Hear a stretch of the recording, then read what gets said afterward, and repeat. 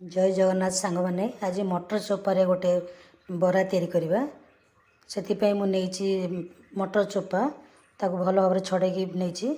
आ गाजर कोरिकी नहीं आलू दुटा कोरिकी नहीं एबे बेसन पकईदे आवश्यक अनुसार बेसन देखिए जी परिवा अनुसार दरकार परिणाम बेसन नहीं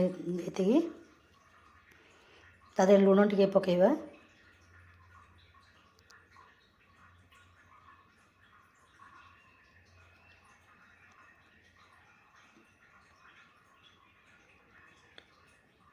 लंका गुंड टे पकईवा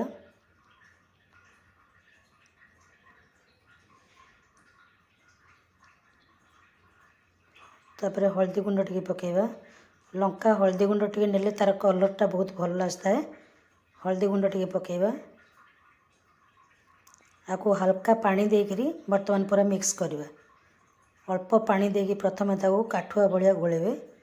गोले सारे कहीं मटर गाजर आलू रे पानी बाहर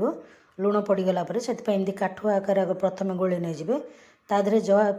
माने गाजर आलू को कोरी थे आ मटर चोपा को छोट छोट कर काटी थे सब मिक्स करदे आ पियाज रसुण अदा कंचा लंका भी ताको कटा होता तारे सब गोलेदेवे एकाथरे ये निश्चित भाव में करी खाइबे एवं केमती लगिला मते कमेंट माध्यम जनइबे आ मु तो घरे करिछि बहुत भल लगुछि तेणु आपण माने करिक मध्य खाइबे।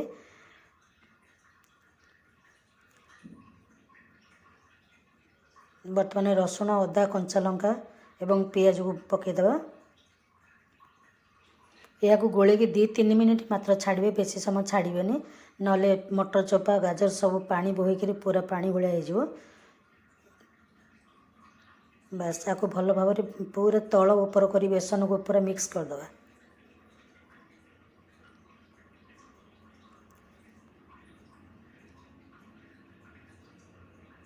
भल भी टिके चकड़ चकड़ी माड़ी माड़ी देवे टिके पानी अंश आसिले हाथ को धरिकी बराटा पकईवाई बहुत भल लगे।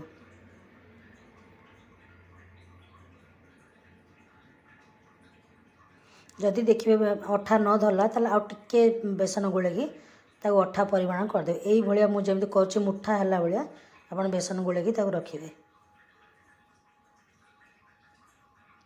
एपटे तेल मु गरम कर देछि कड़े रे बर्तमान बरा को प्रस्तुत हो गलानी टिके पकईवा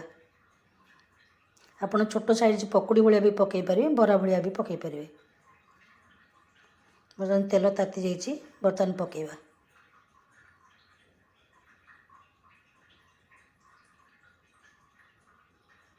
प्रथमे गोटे पकईकी देखिए जदि फिटु जाऊँगी ताले बेसन आउ टिके खाइबो जदि न फिटुची ताले सेइतरे ही आपण गोला करिके चापिकी जस्ट टिके चापी देकी पकईदेवे यही भली भाव में सब बरा गुड़ाक आम पकईदे आपड़ निश्चित भाव थे कर खाइबे कहीं यही समय तो प्रबल मटर आसूची शीत दिन तेना मटर चोपा को जमा फोपाड़े जदि मटर चोपा आप छड़ेक जो भीतर टाण अंशटा को बाहर न करें तार मोर पूर्व भिडियो अच्छी आपड़ भी सर्च कर देखिकी छड़े पारे। देखते बर्तमान बरा प्रस्तुत हो जाइए बर्तमान काढ़ा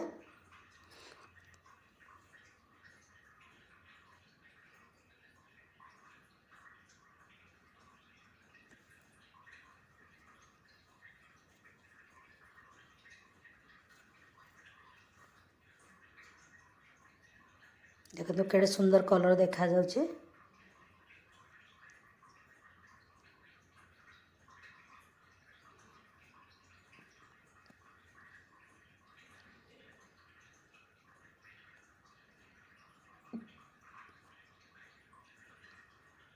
बेसी हाई करें बेसन पोड़ीज पितलिया लगे यहाँ छोट चूल्हे में से कर धासटा ठीक रही भाई देख देखा जाए सुंदर लगुच पियाजी भाया